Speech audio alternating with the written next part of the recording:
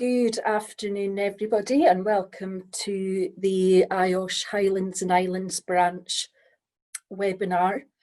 Today covering a variety of topics from COVID-19, mitigating the effects, your physical and mental well-being, and also a presentation on leadership and collaboration.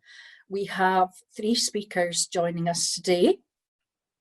The first is Dr. Andrew Sharman, who is the current president of IOSH. He's a managing partner with RMS and is also chairman of the Institute of Leadership and Management.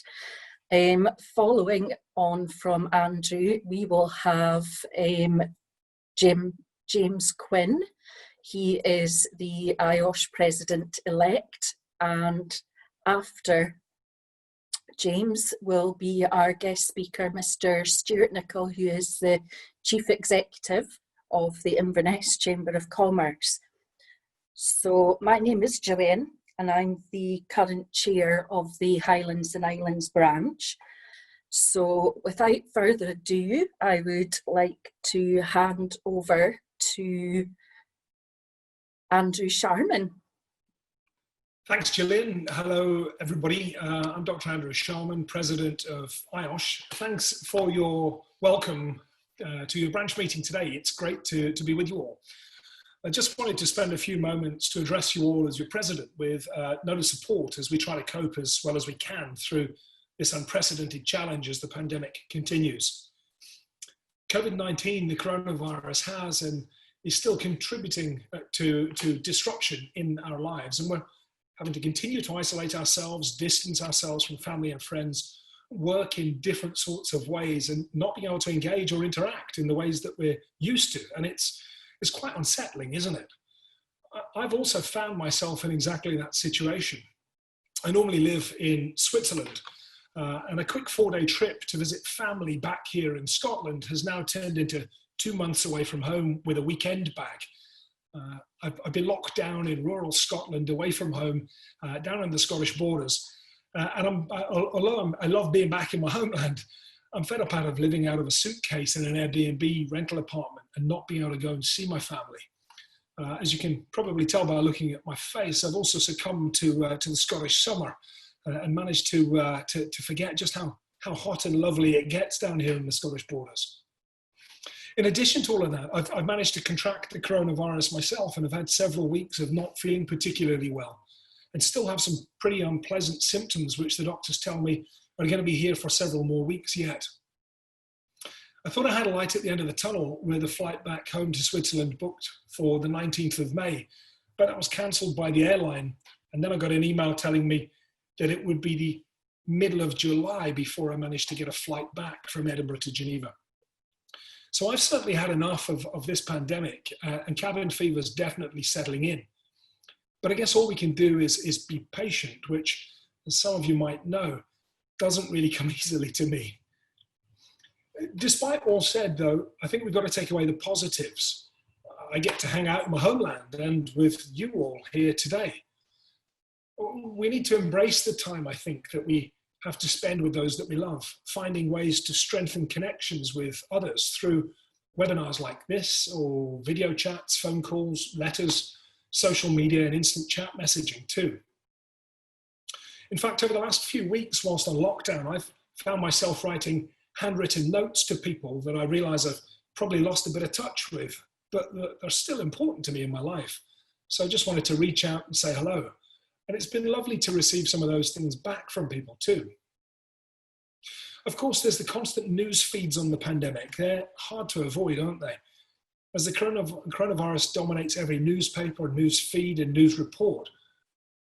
But I think there's a balance, isn't there? We can get too much news.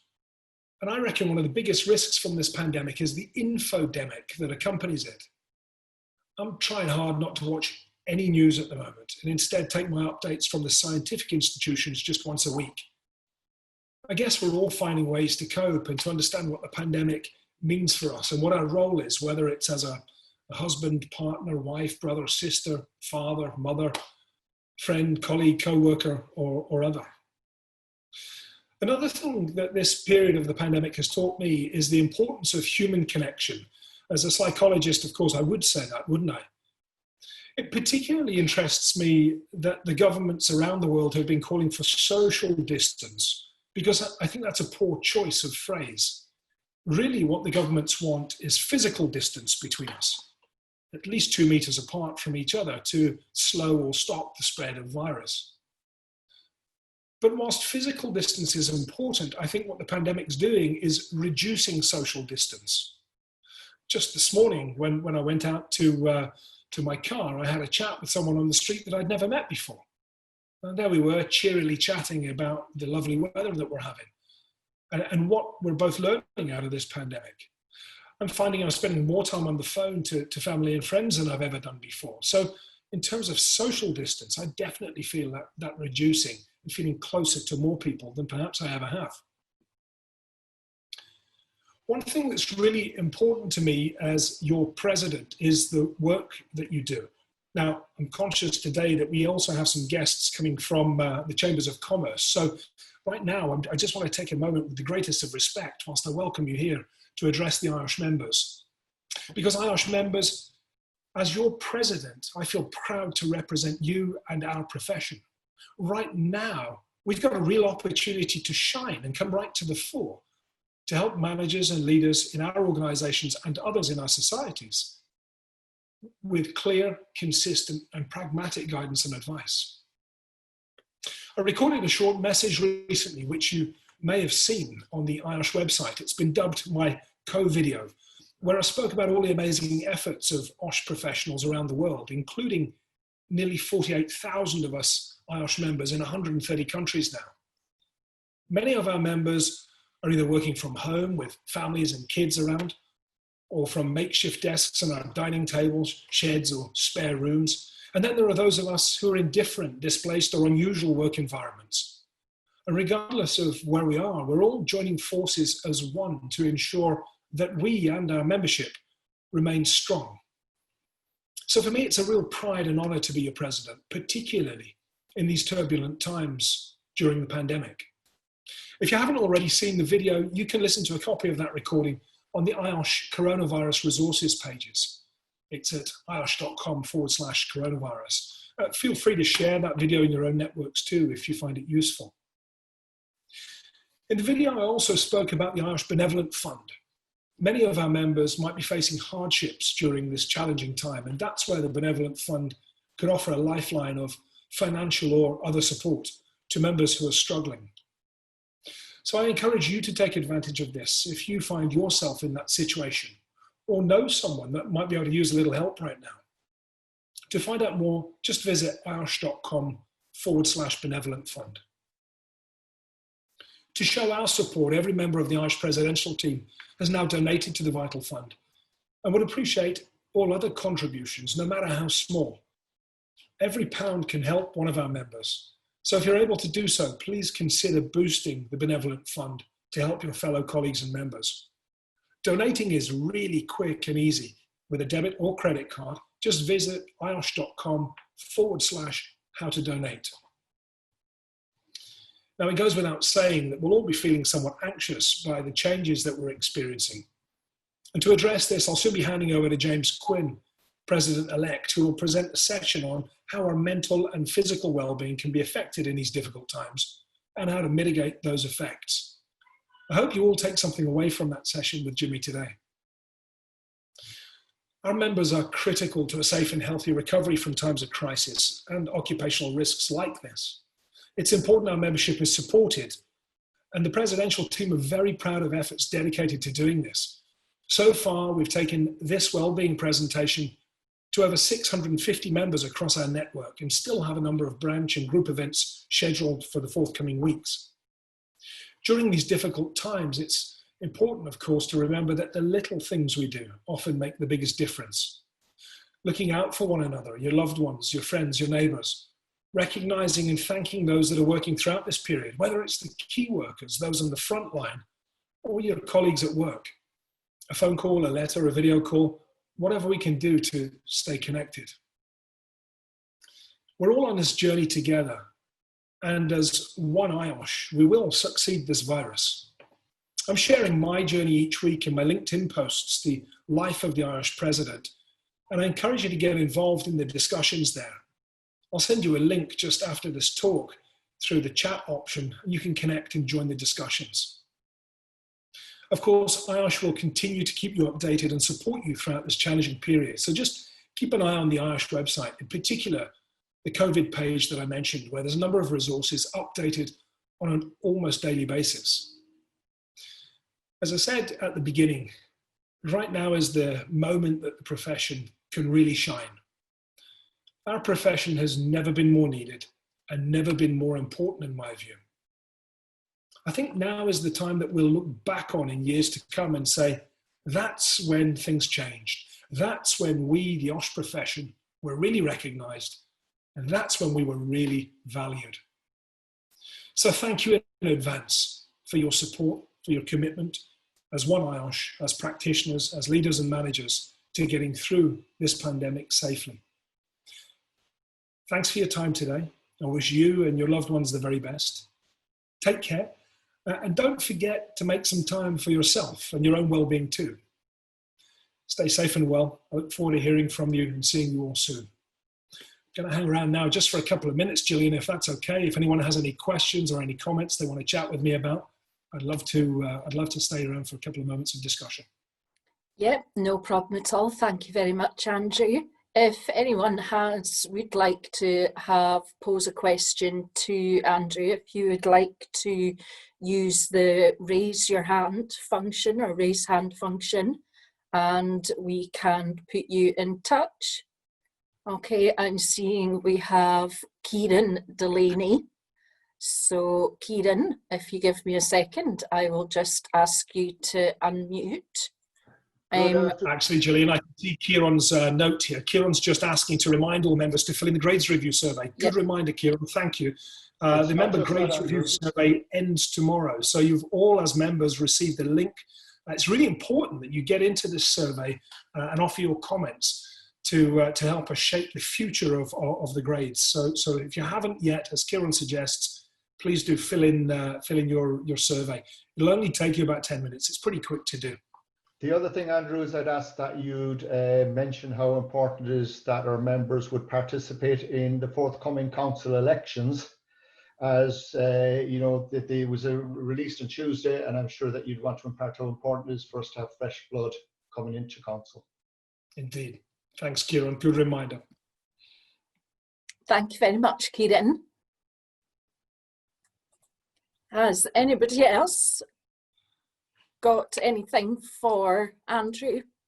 If you'd like to. So there's nothing off the table here, folks. I'm open for any comments, any questions, anything that you'd like to know, anything you want to get off your chest. You can type something in immediately to the Q&A box, and I'll see it pop up on my screen here. Or you can turn on your camera and turn on your microphone, and we can have a chat face to face. It's always nice to be able to do that. It feels kind of funny for me sometimes just looking at a picture of myself on this screen and not knowing who's around. So if anybody's brave enough to turn on the camera, it would be great to see you. Okay, I'm not seeing any other raised hands. Oh, hold on, one's just come in there. Let me see if I can find it. I'm just trying to navigate. This is Ella Hunt. Great. Hello, if you want to turn on your video and yeah, can hear you. I don't actually think I have the ability to turn on my video. No, it's just audio. So there's a lesson from me. Hi. How you doing? So my question was going to be around.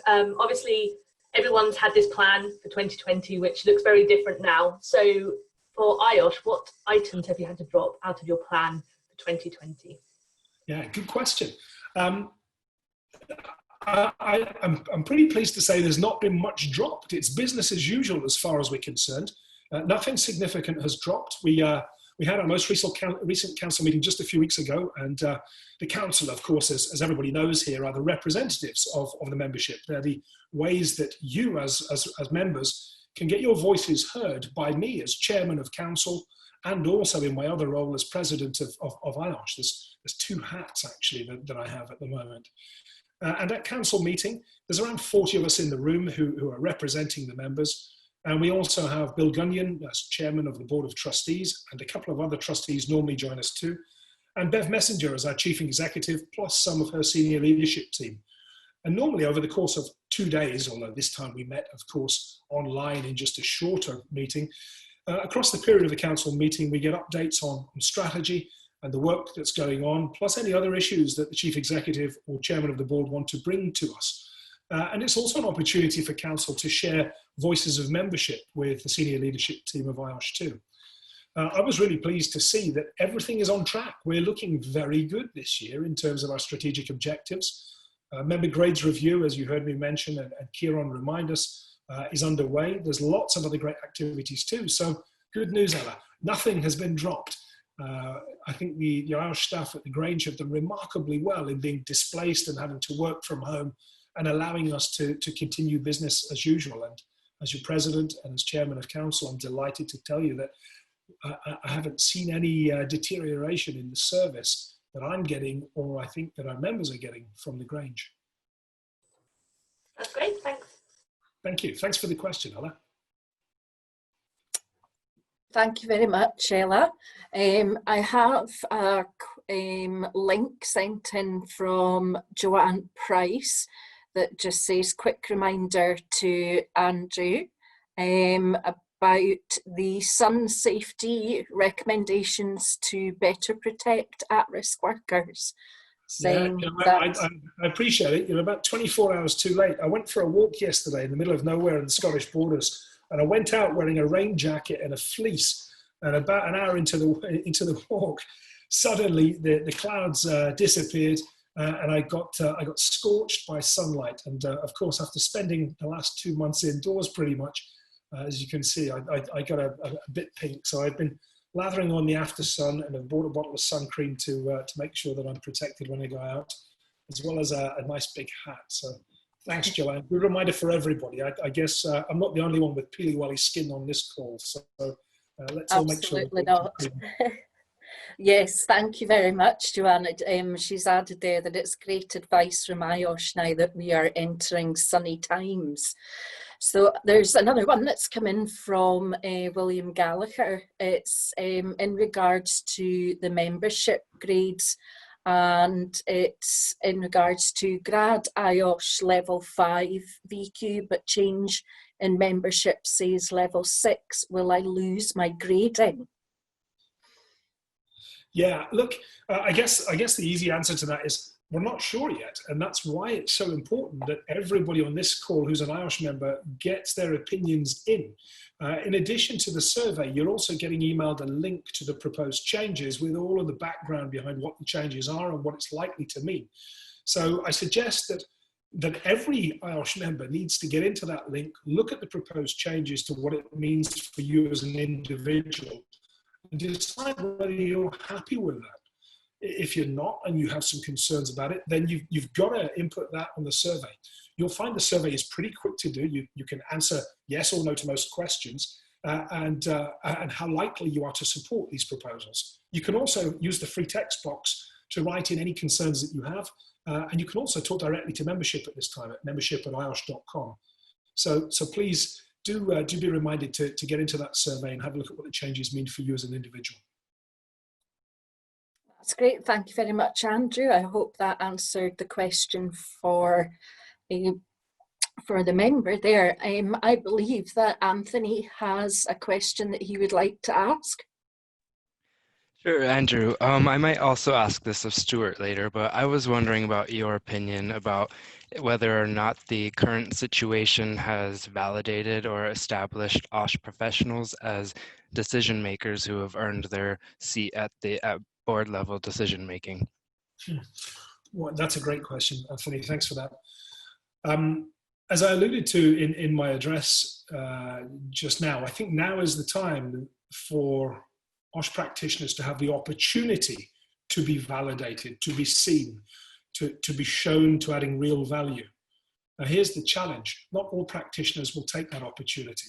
I think now is the time that we need to be bolder, to be braver, to stand up, to give clear, pragmatic advice to business leaders, and to show how much value we have to add to a business. So I think the answer is mixed. It's yes and no. Now's the time for the opportunity. Will we all take it? That's entirely up to us, isn't it? Thank you very much, Andrew. I have just one other question before we can let you finish up, Andrew, and hand over to Jimmy. It's from Ian Morrison, and it's a practical question. Accordingly to what he's put here in the Q&A. We get people to sign things and sharing a pen when confirming toolbox talks, etc., and many other situations. Any ideas on how we might get round this? Yeah, we could give everybody their own personal pen. We could do something that often isn't there in organisations. We could trust people. We could take a photograph perhaps of people all in one place receiving a toolbox talk. I guess those are options.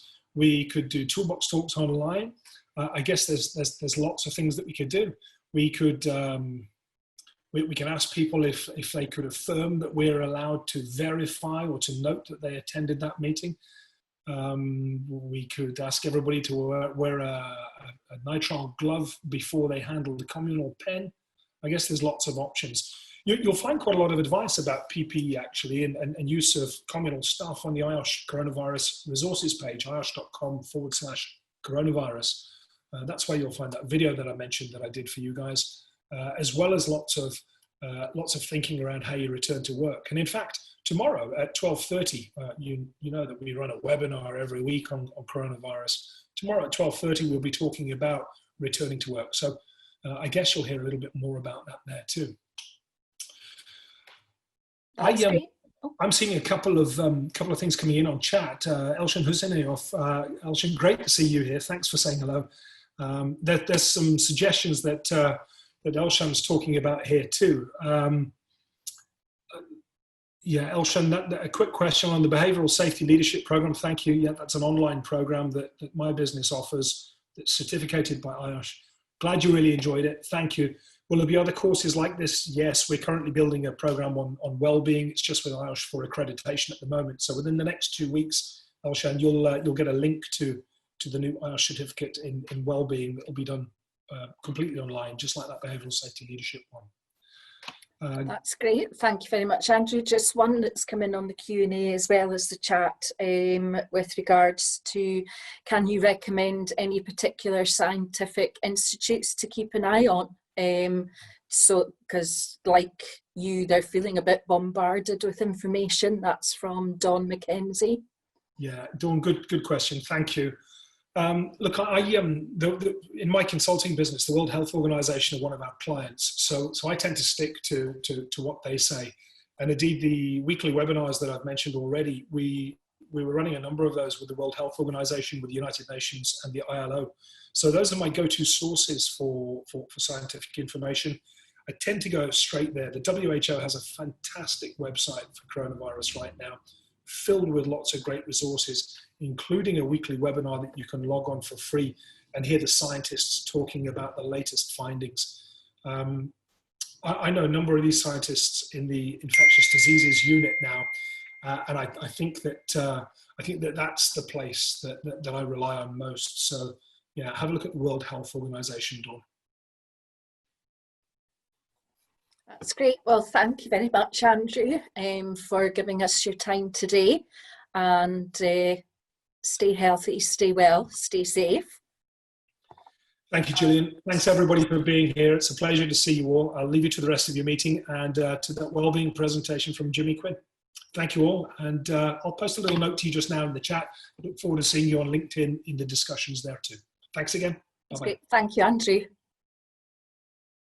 Okay, and without further ado, as Andrew has said, we will now move on to our second speaker of the day, which is Jimmy Quinn, who's going to talk to us with regards to mitigating the effects of COVID-19, your physical and mental well-being. So over to you, Jimmy. First First of all, I would just like to say it's a pleasure to be here speaking to the branch, and very, very kind to be invited along. And following that excellent introduction by Andrew, just to continue to say that your presidential team, your council, are doing everything they can to ensure that we're trying to get as much information and supporting our colleagues at IOSH and the senior leadership team in a way that we can bring things to you, and nothing more than exactly this that we're looking at today. Now, in terms of this session was designed by the presidential team, and there's a lot of speaker notes with it, and I'm sure that the branch will be able to use it. And the aspiration is for members of council to take it to branches as well, and continue to get the message out there. And there'll be a lot of people in the audience that will know a lot more about this than the presidential team, council members and members of IOSH. And the key message to take away is it's a discussion piece. It's to open up some dialogue. It's to give some assistance, some signposting. It's not this is the way that we want to put this out in terms of physical and mental well-being. It's just some notes and some slides that have been brought together to assist.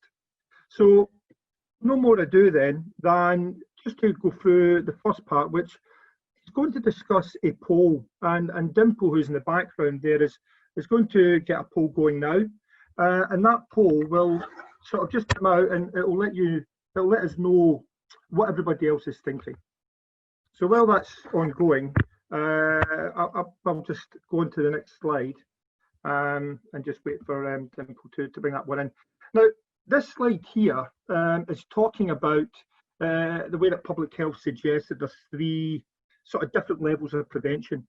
And those three levels, the sort of primary prevention level is keeping people healthy and always is the main aspect. The secondary prevention is for us to look at when people start to show indications of a problem and to mitigate the effect. And the tertiary part of it at the end is when people are ill and how we provide support. So just looking at that poll now that's just been done by Dimple, you can see that the anxiety or stress due to current situation over 59% against 41%. So a fair split there, and that should be able to, we should be able to discuss going forward in this presentation why that is a sort of near middle split, because people will be dealing with anxiety or stress to this current situation in different ways. So going onwards then, in terms of what we want to start thinking about, is we want to try and look at the 6 priorities. And these are the 6 priorities that have been dealt with that have been brought up by IOSH, that things that we should work on. And one of the ones that we want to continue to look at today is the well-being and physical and mental health. Why? Well, it's where we are at the moment, and there's a lot of people struggling out there. And it's just key to try and raise awareness of it. So how do we raise awareness of it? Well, there's a couple of ways. There's a prominent researcher, Robert Karasek, in the University of Massachusetts, and he brings up this model that demonstrates that stress can be manifested by 3 variables. And these 3 variables are an individual's perception of demand, control, and social support. So when the demand is perceived as high, then the control is perceived as low, and there's a lack of social support. The individual is stressed out, and there are frequently negative health outcomes. And we know that. So although we're not talking about sort of stress at work at the moment, the COVID-19 is a similar way of thinking about it. And we can translate that into what we're thinking and about health-wise. And essentially, the isolation that can translate from a lack of social support. Now, just to come off of this just quickly at the moment, from a personal perspective, I'm working now 4 days a week in London. I'm up at 4 o'clock in the morning, driving 50 miles to get the first train at 5:15 to get myself into London for 7 o'clock. The train is empty, which is why I'm doing it. I'm then first on site at 7 in the morning. I leave at 3 o'clock, walk the 10 minutes to get to Victoria Station, Victoria to Clapham, back to my place of residence again in Dorset. And I do that Monday, Tuesday. On a Wednesday, because I'm getting up at 4 o'clock on a Monday, Tuesday, the anxiety and the stress that I feel not getting out of my bed at 4 o'clock because it's a struggle to get to the kettle from upstairs, is causing me a little bit of anxiety and stress, because I'm saying to myself, and then the next day, on the Thursday, I've got to be up at 4 o'clock in the morning again. So this mixture of getting the work done and having to work from home a day a week is causing me some angst.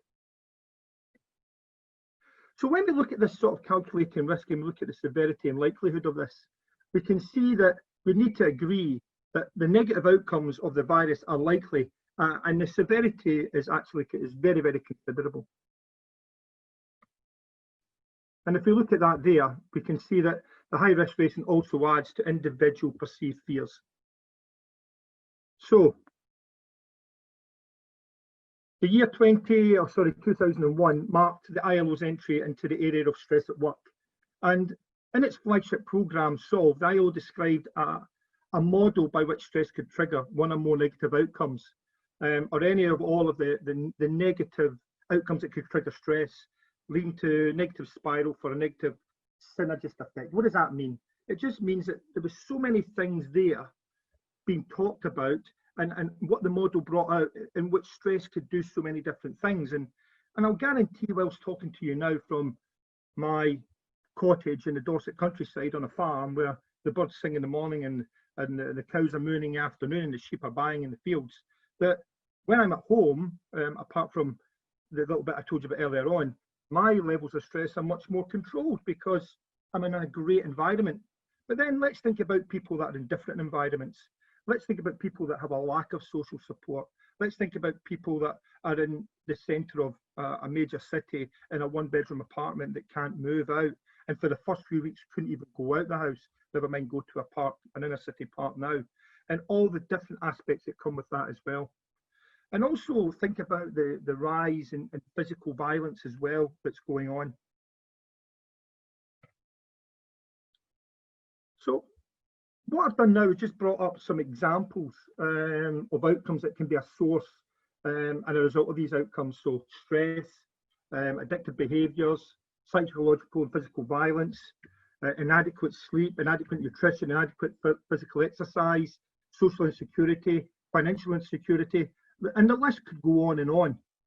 So when we think about these possible outcomes, what I'd like you to think about is, in your current situation, are any of these anything that you're experiencing? Okay, so while that's going on at the moment, let's just have a quick look through the recent communication from the World Health Organization that suggested that constant news reports about the current situation could cause more distress. Now, as Andrew said earlier on, I don't look at the news. I refuse to look at the news. I've deleted the news apps from my phone. The only time I look at the news is at 5 o'clock at night, where I have a quick look at the briefing, and then from that, I then take it from there. And I just look at what's going on in the world through the WHO website. Let's just have a quick look at anything back there, Dimple? So there we can see that's an even spread. The two, I can tell you from doing this one before, those that are experienced two of those different outcomes, 41% was about the same as the last webinar we did a couple of weeks ago. So that's round about there. More than 4, you know, that's quite a shout, that one. And anybody that's over 2, it would be good if you could get in touch and maybe have a chat with someone, whether that's someone in your family or someone that's around you. But anybody that's feeling any anxiety at all just needs to speak to someone. And you know, as part of council, we've got a lot of people you can reach out to. So please don't be alone if you're part of those other percentages. I think it's about 21%, 20% there that are feeling more. So yeah, let's close that off, please, Dimple. So in terms of where we are at the break of the chain of causality, the WHO website is somewhere where you need to go and somewhere where you need to have a look at to understand what's happening with stress and anxiety.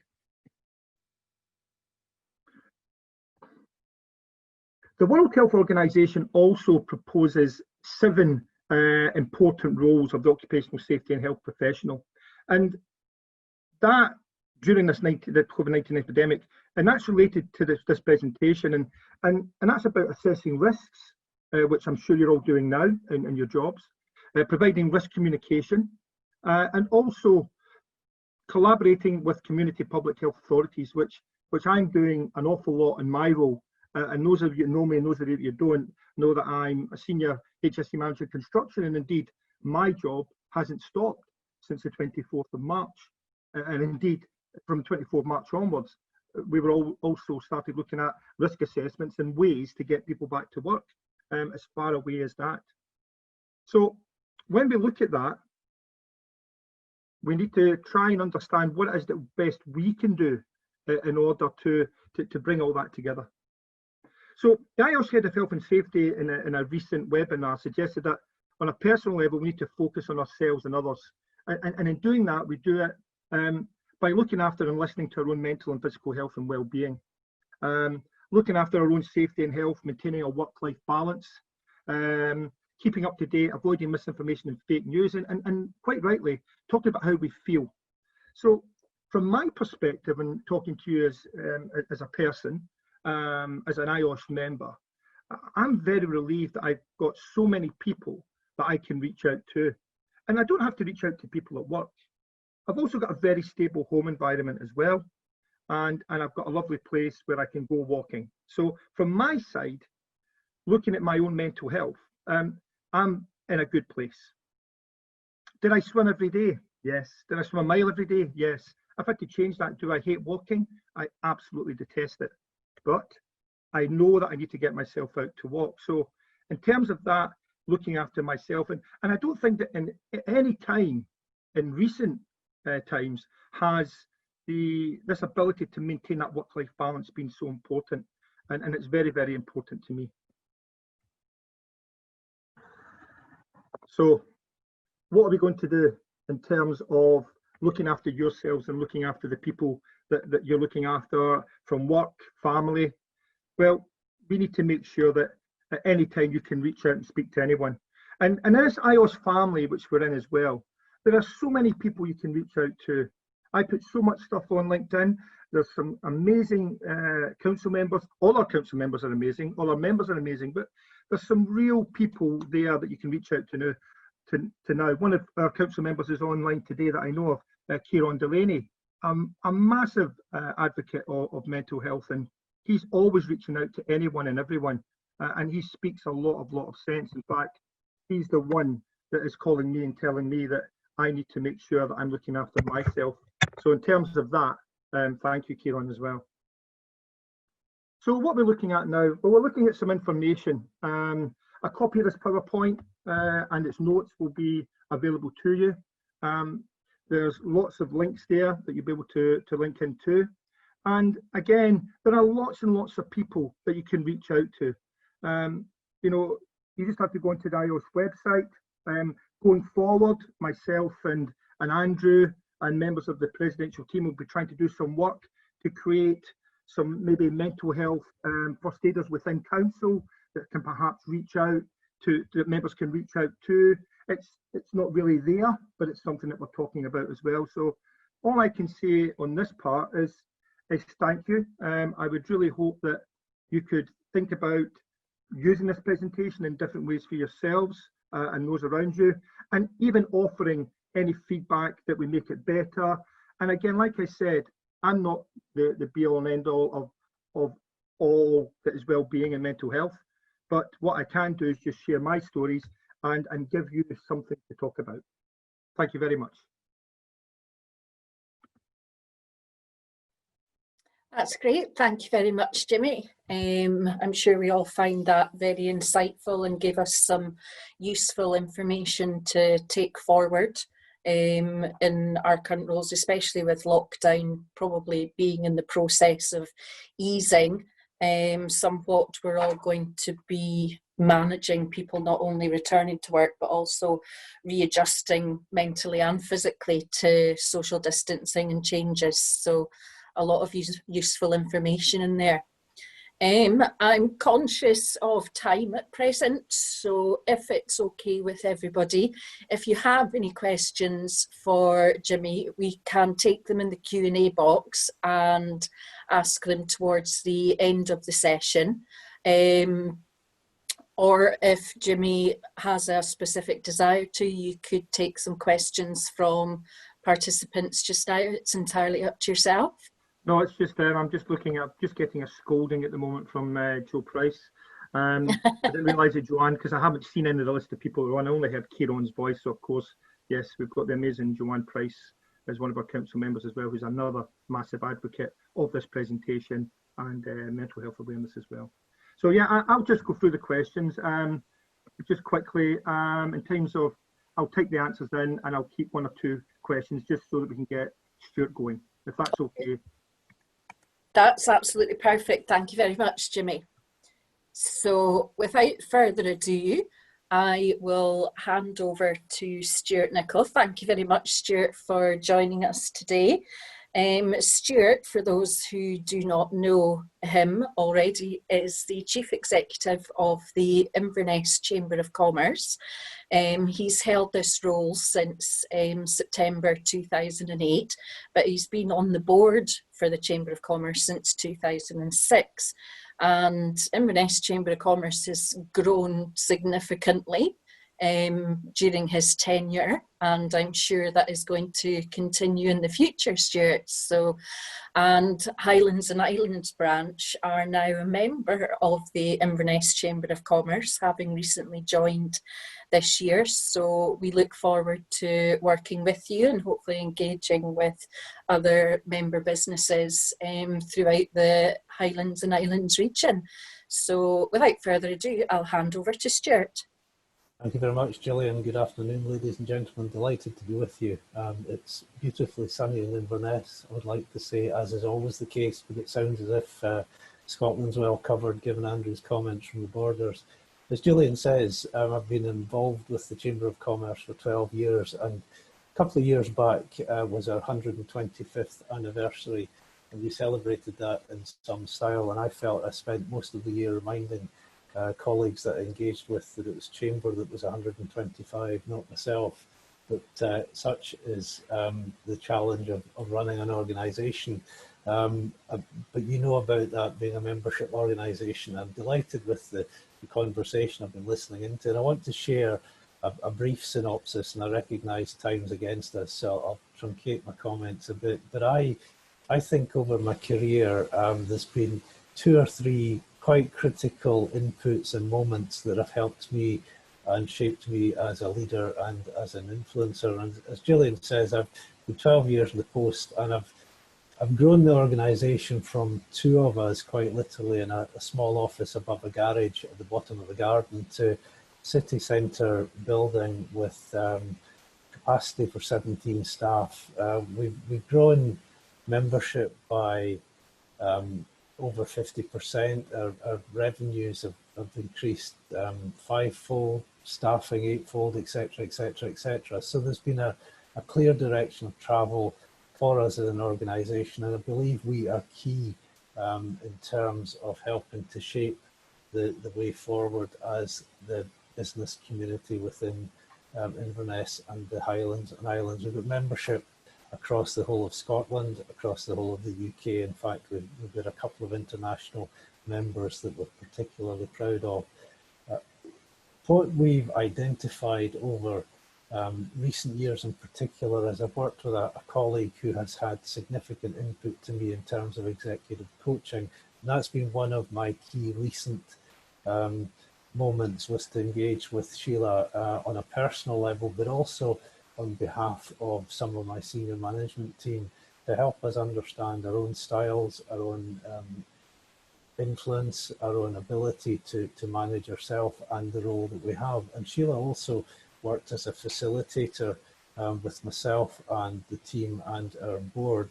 And we have developed a strategy and a vision that I believe has helped serve us well as we have dealt with the impact of the COVID-19 pandemic on Inverness and Highland businesses. And in terms of my own leadership style, I would describe it as being open and engaging with staff, and a recognition that I don't have all the answers, and I don't know everything, I don't pretend to, and I'm open to input and feedback. And what we did as part of the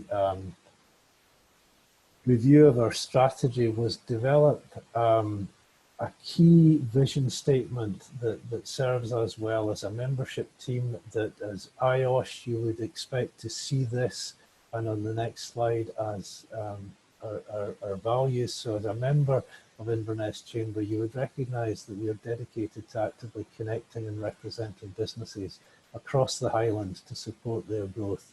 We do this through connecting, supporting and representing, and that's been key and core to the way we have met the needs of the business community in Inverness and across the piece. And I and the whole team have done this through working collaboratively with public and private sector organisations across the region, whether or not they are in membership. In fact, actively engaging at times with our competitor organisation. And this vision that we have worked through has served us well in terms of developing operational KPIs for each of the team members. And it's also helped us instinctively respond to what I described as a tsunami that hit the business community in mid-March. We had a sense something was coming because we had international tourists starting to drop their bookings to the Highlands for this coming season. That was the first indicator that there was going to be a significant business impact from COVID-19, and that very quickly and rapidly developed up to the lockdown and thereafter. So the last 6 to 8 weeks, I remember the day we moved from our office in the centre of Inverness. The whole team effectively started working from home overnight, and we've delivered that brilliantly well. Our technology and our digital connectivity has held up remarkably well, so I'm delighted by that. So what we did as we sought to connect and support and represent was respond to each and every request for help. And some of the pleas we were getting were heartbreaking. Guys who had spent their whole life building up very successful businesses could not see how their businesses were going to survive this. So we got involved with every request for help, whether that was from large partner organisations within our membership, whether it was one-man businesses, one-woman businesses, sole traders who were part of our membership, and I reckon about 20 to 30% of the inquiries that we dealt with across the piece were from non-members. We didn't make any comment, we just simply dealt with the pressing need that was presented to us, and we responded. And the main element of our response was around our representing vision. And what that meant was myself and some of the senior managers dealing with the pressing inquiry that was inevitably business critical, and we lobbied. We lobbied politicians, we lobbied local councils, we lobbied banks, we lobbied lenders, we lobbied at times everybody we could think of to resolve the problem that was being presented to us by the organisation. We wrote letters, we had phone calls, we engaged in webinars, we had group meetings, we sought to understand the immediate need, and we sought to respond to it, but also not to rest until it was solved. There was one particular example of a guy who, a business of 40 staff, had elected to furlough most of the team, was having to make almost half of the team redundant because the furlough payments were not coming through in time. And his biggest challenge was his bank was not responding to him at all through any inquiries he was making or any escalations he was getting involved with. And it took my team and myself to intervene both with the local branch that we had some contacts with key banking relationships in Scotland, and ultimately I through British Chambers of Commerce, was put in touch with a senior director in London of the bank to get this situation resolved for that member. And I'm pleased to say on that particular occasion we did. I personally have written to the First Minister, Nicol, a couple of times on behalf of members. I've written to Rishi Sunak, the UK Chancellor. We have not left any stone unturned in our effort to help people. And I think as we have carried out seminars, as we have deliberately and strategically engaged with every single one of our members through email, through personal phone call, and through responding to incoming, we have seen a shift from the immediate, will my business survive, how can I get through this, to actually some very deep well-being challenges. So the slides that Jimmy put up, the polls that we've been doing as part of this webinar, I really connect with them. We've had people in tears, we've had people share with my own team some really deep and dark situations that they have been in, and my team have had to respond to that, and I in turn have had to respond to my team on an individual basis. And the whole idea of well-being is critically important within the context of business routinely, I would argue, but also within the context of how we deliver our vision of supporting the Highland business community through connecting, supporting and representing.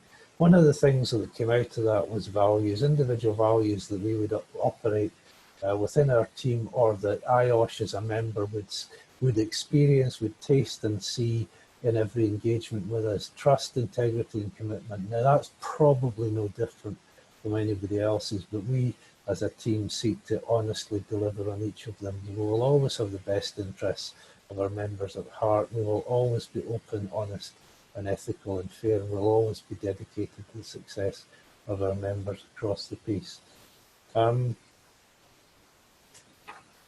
We don't do what we do on our own. We're part of 30 chambers within Scotland, covering about 12,500 businesses and representing about over 50% of the private sector workforce within Scotland. And that's been a key part of collaborating. I work very closely with colleagues across the Highlands and Islands chambers. I work very closely with colleagues at Scottish Chambers of Commerce. So we will engage as a complete chamber network within Scotland to help further the ends of our business community. We're also part of the British Chamber of Commerce network, 53 chambers within the UK that are accredited to British Chambers of Commerce, who have been doing a phenomenal amount of lobbying and engagement work at every level of UK government and beyond. And we're part of a growing number of international chambers of commerce that give that global connection.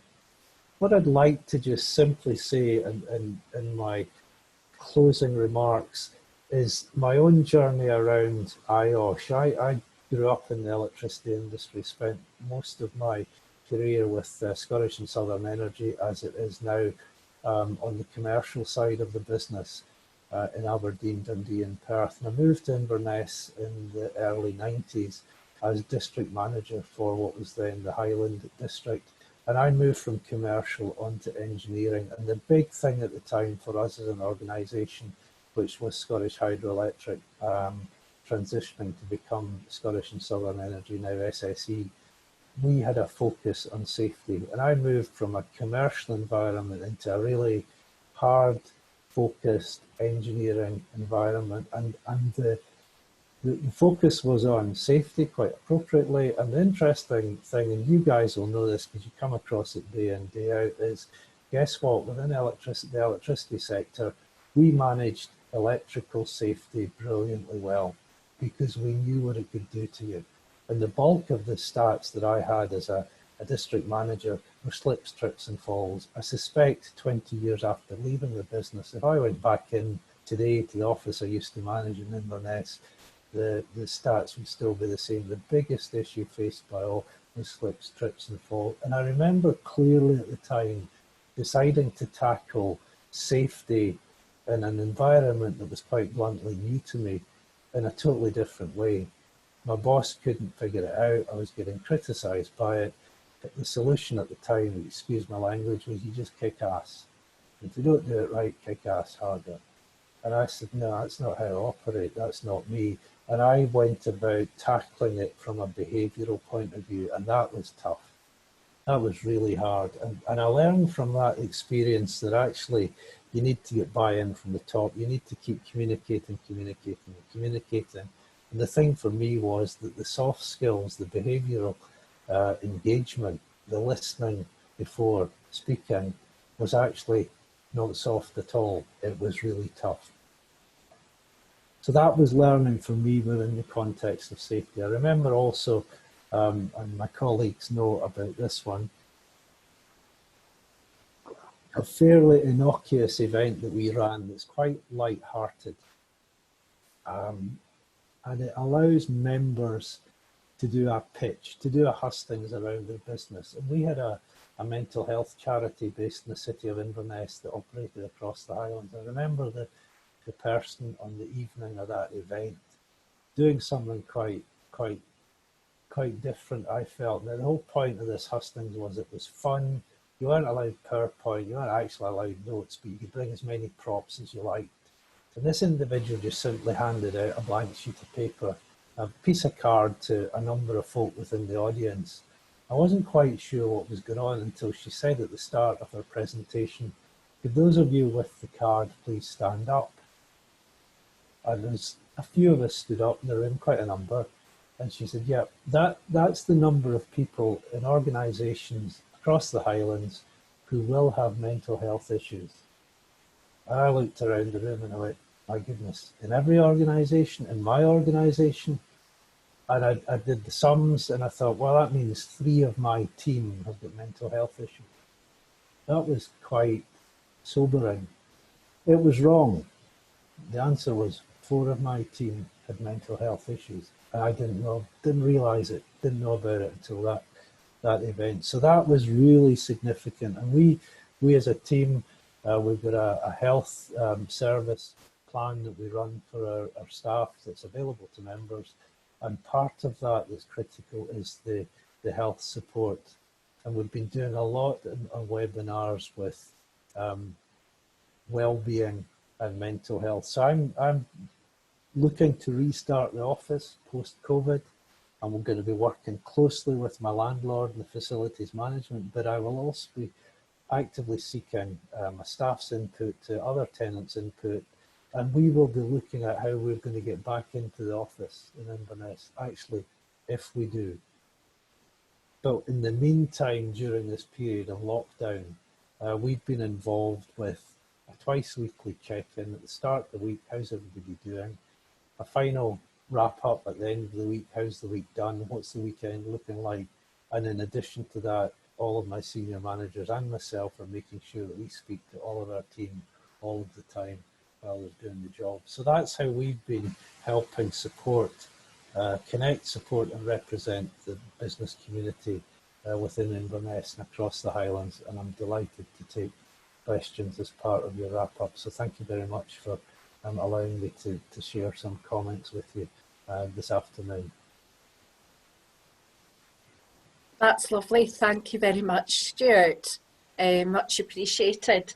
I just wanted to check and see if we have any questions from the group. If you wanted to raise your hand, and your video are active. Gillian, I have one from Barry Robertson. Yes.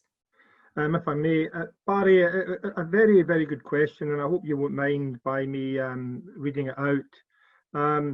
In the current global climate, how do you perceive that organisations will meet the requirements regards to positive mental health, with so many having to work from home, if not furloughed?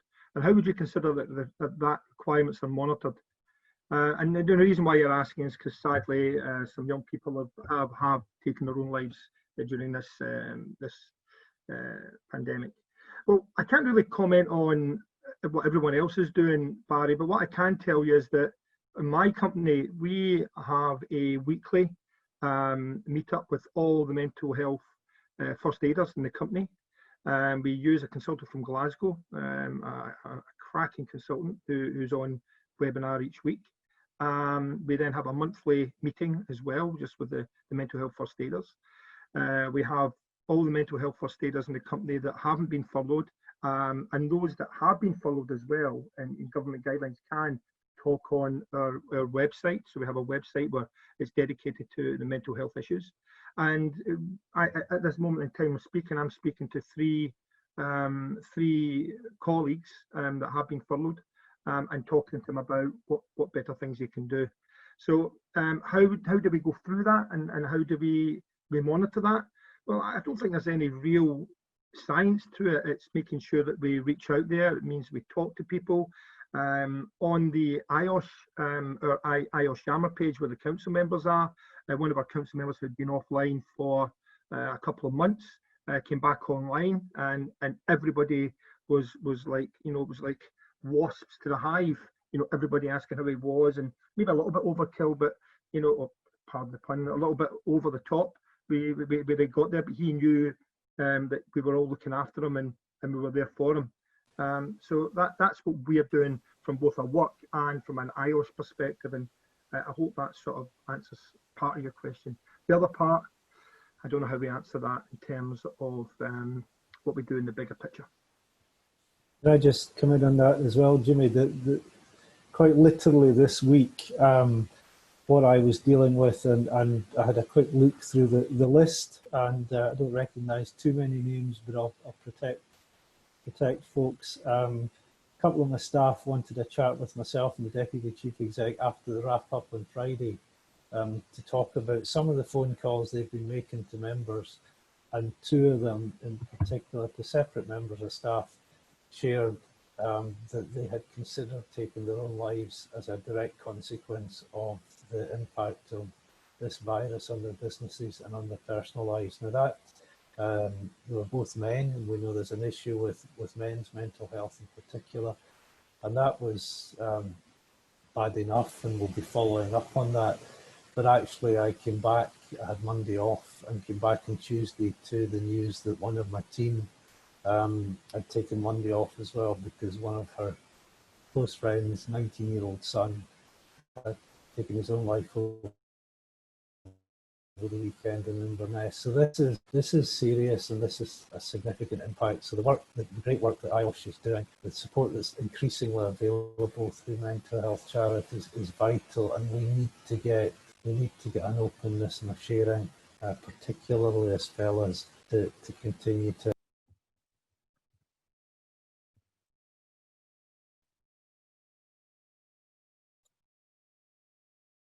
That's great, thank you very much. Apologies there, I wasn't sure if you had finished actually talking there, Stewart, or if it had just gone on to mute without me realising. It's a common problem, Gillian, don't worry.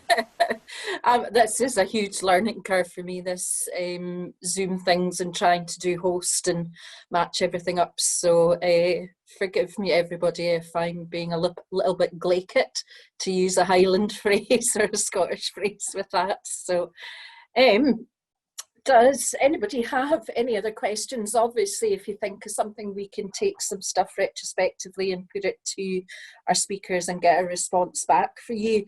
But in closing, thank you both very much, and thank you to Andrew as well. And I know he's had to duck out just now, but thank you very much to Stewart and to Jimmy for joining us today. Gillian, may I just add something before I go?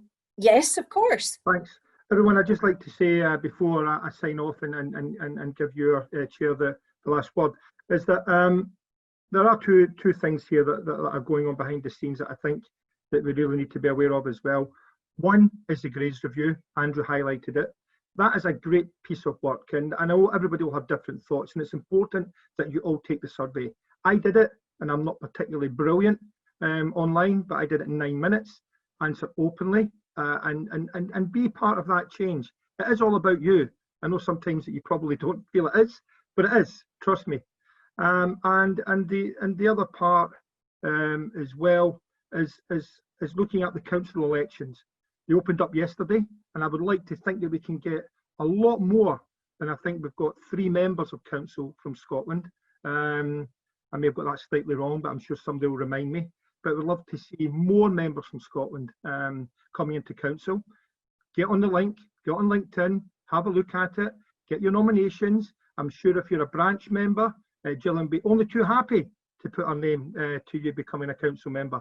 If Gillian's inundated, then I'm sure there'll be a few members that can get your names in there as well. It's an easy process, and all you need to do is make sure that if you are a nominated person or someone standing for council, answer that email straight away when it comes into your inbox. Please, please, please, council, make a difference, and also the grades review. It's for you. Thanks all. Gillian, fantastic job. No, thank you very much, Jimmy, and look forward to seeing you in person sometime soon. Hopefully, once it all settles down. So,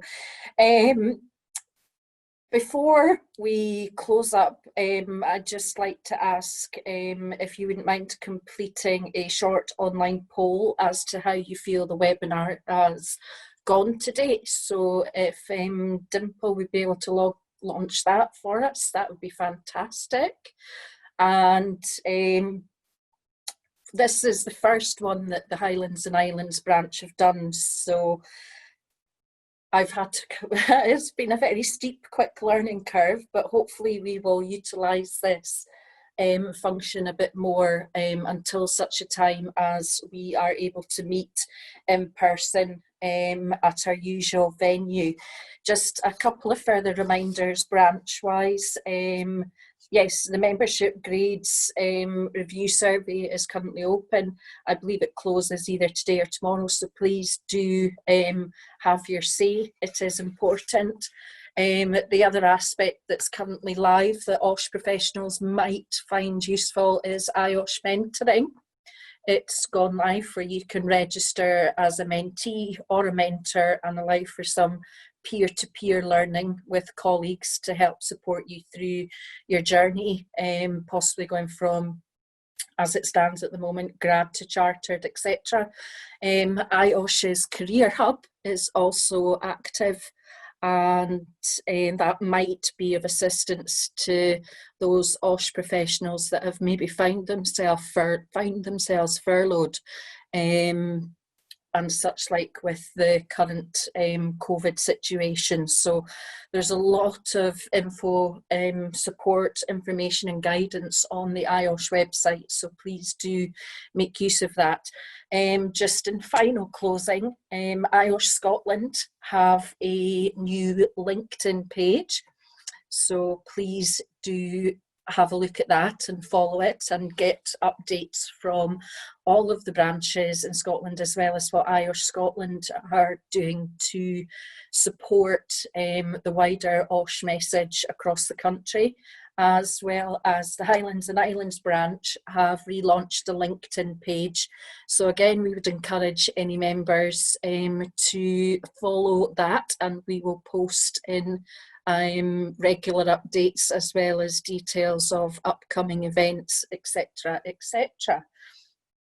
So without further ado, I would just like to say thank you all very much for joining us today, and if we have no further questions, etc., then thank you very much, and I look forward to welcoming you again sometime soon.